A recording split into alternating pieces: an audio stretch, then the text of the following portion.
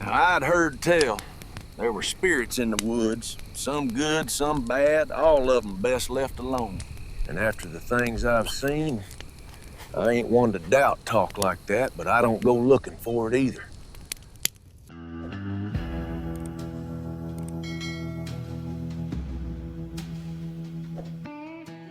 Welcome to the Campfire, friend. Let me tell you about the time I was chasing a bounty through Montana. A man by the name of Eli Cutter. Mean sort of fella, wanted in 3 territories for murder.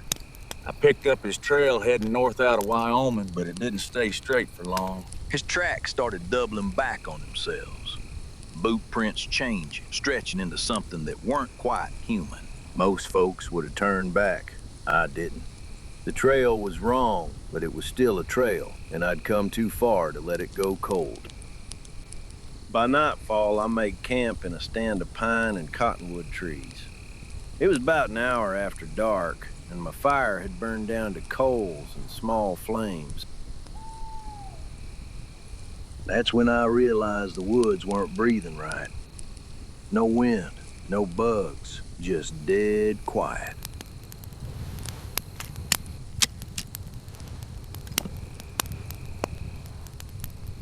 I eased my coat from its holster and spoke into the darkness, asking whatever was out there to show itself.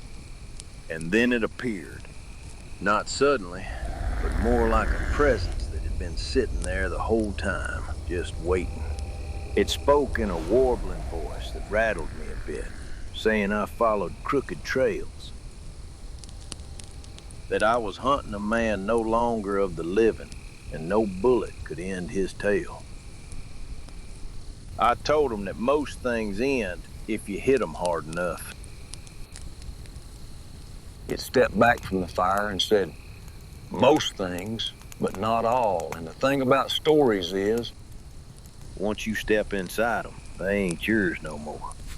I told it I wasn't here for the whole story, just the ending. It whispered back that I was already in the ending, and that some conclusions don't come the way one reckons. Now, I tell you, friend, those words sent a cold creeping up my back like I'd never felt before. And as that thing faded back into the dark, I stirred up the fire a little bigger and spent the rest of the night with one eye open. By morning, I ground my heel into the coals to put out the fire and rode on out of there. I swore, as I left, I heard something laugh from somewhere in the trees.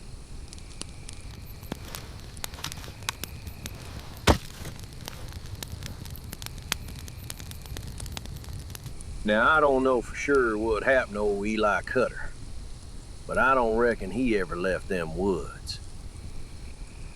Some folks get what's coming to them, I guess, one way or another.